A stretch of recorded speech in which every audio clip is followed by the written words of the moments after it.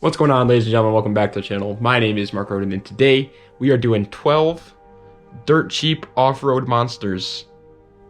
That's pretty much it.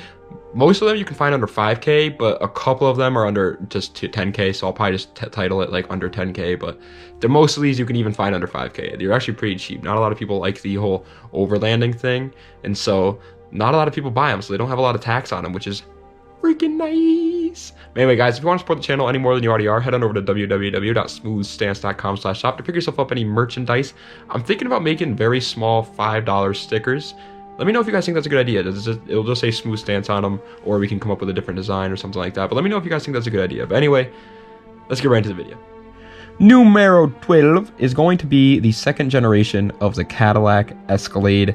The Cadillac Escalade is like the freaking king of depreciating SUVs. These monsters came out and were close to 6 figures. Yeah, 6 figures. But now you can find them under 5K. So it's just, God, they fall off. But it comes with a 6-liter V8, making a pretty nice 345 horsepower, and it was all-wheel drive, of course. And now this one's a bit of an oddball because they are so large. But if you do manage to do some weight reduction and maybe rock back and forth a bit, it can get up whatever you want it to do. And honestly, it will probably be the most comfortable one to do it in on this whole list because it's a freaking Escalade and they have a lot of luxury in them. But I will say the size of it really does kind of kill it off-road sometimes.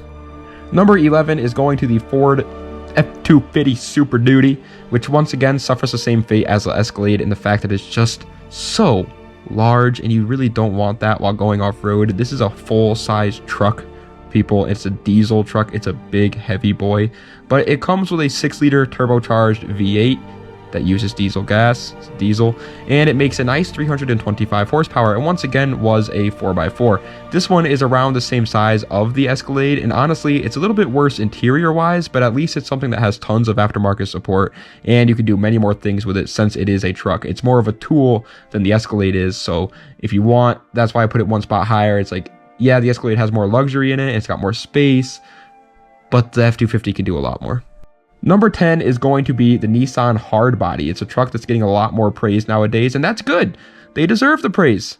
However, it just really is not the best vehicle for off-road, but they do deserve the hype, so keep hyping up the freaking hard bodies. It comes with the same motor that's found in the S13 240SX actually. It's a 2.4 liter inline 4 making 155 horsepower, and this one actually was either rear wheel drive or 4x4. It's your choice, so that's kind of cool. If you want to drift it, you can, but the main problem with these trucks is they literally just don't have enough power most of the time, and they're pretty long too for a mini truck. You know, it's a mini truck, but a long mini truck. Who am I kidding though? Every freaking vehicle from here on out is going to be pretty damn good at off-roading. Just the first two were kind of not that great. Number 9 is going to be the Porsche Cayenne, first generation of the Cayenne. An absolute bargain of a car right now, actually, and that's because it has the insane Porsche tuning behind it. But it can go wherever you want. It's not like a 911 that's stuck on a track. This one comes with a 3.2 liter V6 making a nice 247 horsepower, and once again it was all-wheel drive. And now this is probably the most classy choice on this list, so if you want to pull up to the mountains and flex on everybody there, then this is probably your best choice besides maybe the Escalade. But the only downside is the wonderful Porsche reliability and the price on parts. It won't be cheap to destroy this thing off-road, okay? You're going to be going off-road, you're going to be breaking parts, and it's a Porsche reliable too, so you're going to be breaking a lot of parts, and then to replace those parts is not going to be cheap. Next up is going to the Ford Mother Truckin' Ranger, baby. It's a truck that can do it all. It's just getting so much love, and I mean it deserves it. And off-road, it is one of those things that it can do. It's just that good. It's just literally can do anything. It comes with a 4-liter V6 making 207 horsepower, and it was rear-wheel drive or 4x4. But obviously, you're going to want that 4x4 if you're going off-road. And this truck kind of suffers the same fate as many of the mini trucks within the off-road category. They happen to be just a little bit longer than you're going to want an off-road vehicle to be. However, the Ranger is going to be much more reliable and arguably one of the cheapest trucks to own just in the world, period. So I had to put it a little bit higher. Plus, everybody that owns a Ranger says they're amazing. Coming in at the number 7 spot is the first generation Toyota Tacoma. I absolutely love the Tacoma, and I think many agree with me when I say it is the ultimate mini truck out there. It's just the definition of a mini truck, baby. That thing is mini, but a truck. It's great. It comes with a 3.4 liter V6 making 190 horsepower, and it was once again rear wheel drive or 4x4. Duh, that's what all these freaking mini trucks are doing nowadays. And this thing, man, it's just perfect. It is incredibly reliable, it's incredibly cheap, has one of the smallest wheelbases for a mini truck out there, that it just makes sense to pick this one up over the others.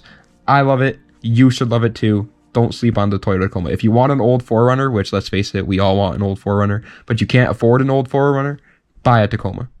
Number 6 is going to be the Chevy C10 though. A bit of a more expensive option, but if you can afford it, then go for it. They come with a very nice 5.7 liter V8, making a nice 210 horsepower, and it was once again rear wheel drive or 4x4, but this one is not really a mini truck. I guess you could call it a mini truck, but not really. They're more for like the guys who like to lift them and tow things all over the place, but for those who do take them off-road, they can shine. It's so hard to kind of describe to somebody what a C10 really is. It's like, it wants to be a full-size truck, but it's not a full-size. It's a mini full-size truck, if that makes any sense. They don't suffer the same fate as the mini trucks though by having a much smaller wheelbase, so it is a good choice. Number 5 is going to be the Honda CR-V first generation, or honestly second generation works too. This thing is so underrated for off-road use. It just makes people nowadays buy a lot of CR-Vs for sure, but they usually buy them to like stance them. They should be off-road way more often. It comes with a nice 2-liter inline-4 making 146 horsepower, and it was actually front-wheel drive with 4x4 options, so I recommend getting the damn 4x4 one obviously. But these cars are so misunderstood. Yes, they may look a little bit boring and your grandma probably owned one, but they came with a freaking K-Series motor and were the perfect wheelbase for off-road shenanigans. You put a freaking lift kit on it, put some bigger tires on this puppy, and she will go to Narnia if you want it to. And on top of that, with the K-Series under the hood, do some simple mods and now you have a powerful freaking SUV. Number 4 is going to be the Suzuki Samurai, which is once again commonly misunderstood, my friends. But I will say they do have one major downside, and that is very expensive. Probably one of the most expensive cars on this list, but they are also pretty slow. They come with a manual, or a small, I don't know why I just said manual, 1.3 liter inline-4 making only 66 horsepower. That's it. And it was 4x4, and that is by no means quick at all. But what people commonly do with the Suzuki Samurai is they swap the motor with a Honda motor, and they have a blast with it because they can take an absolute beating once you start to modify them. And plus, since nobody wants to mod them within the off-road community, they are pretty cheap for what they are, but it's at the same time, it's just probably going to be one of the more expensive options. Third place, this is bronze medal, however, is going to the Jeep Cherokee XJ, which is the second generation of Jeep Cherokee and one of the cheapest models you can buy while still being one of the best hands down. I don't know if this is the second generation, by the way. I just want to make that clear. They come with a 4-liter inline-6 making 177 horsepower, and it was 4x4 obviously. And in case you don't know, here's a little history lesson for you, pal. Strap in your seats, whip out your pencils, because that motor is one of the most reliable engines of all time, period. So you absolutely can beat the ever-loving crap out of this car. You can freaking whip it into corners. You're not gonna have to worry about hurting your wallet at all, is what I'm trying to say. It's going to take the beating. And God forbid if something does break, you literally could probably give the parts store a crisp high five and get the parts for free, because they're that cheap. They're just, these 4-liter inline-6 Jeep motors, amazing. Second place for this list, however, is the Subaru Forester second generation. These cars, man, it's honestly, I'm gonna say, son, it's gonna sound bizarre, but it's getting kind of hard to beat these cars right now for much of anything in terms of like what you get, like the bang for your buck, you know what I mean? The Subaru Forester is a good option right now. They come with a 2.4 liter flat 4 making 165 horsepower, and it was all-wheel drive, and it's Subaru's all-wheel drive system, so you know it's going to be absolutely amazing. The magic with the Forester is the price and the modifications. They are dirt cheap to buy, they are dirt cheap to fix, dirt cheap to modify, and an absolute blast to drive compared to the rest of these cars on this list, when most of these other cars are kind of big and heavy and you have to take it slow. Forester, lightweight, buddy. Freaking rip through it like it's nothing. All you have to do is freaking put a lift kit on it and go have a blast while still having that Subaru reliability to back you up. Just don't add a turbo or your head gasket's going to go kablooey. First place though, I'm sure you knew it would be here somewhere. It is of course a Jeep Wrangler, specifically the TJ Hunt model. Yes, that's right, this Wrangler still is the best choice in the world for getting into the off-road world. Because they just always have been. It comes with the same motor found in the Cherokee, actually, a 4-liter inline-6 making 177 horsepower going to all 4 wheels. And once again, it's just as reliable. It also has probably the most aftermarket support out of any vehicle on this list, and parts are very cheap for it. Honestly, Might even have the most aftermarket support out of any vehicle in the world, period. People are building these freaking Wranglers all the time. They also are built perfectly for off-roading with the correct wheelbase and correct ride height right from factory, but a nice lift kit is not going to hurt it. On top of all that stuff, you can take the damn roof off, okay? Like, this thing probably makes bald eagle noises when you start the engine. It's nice. I love it, and so does everyone else.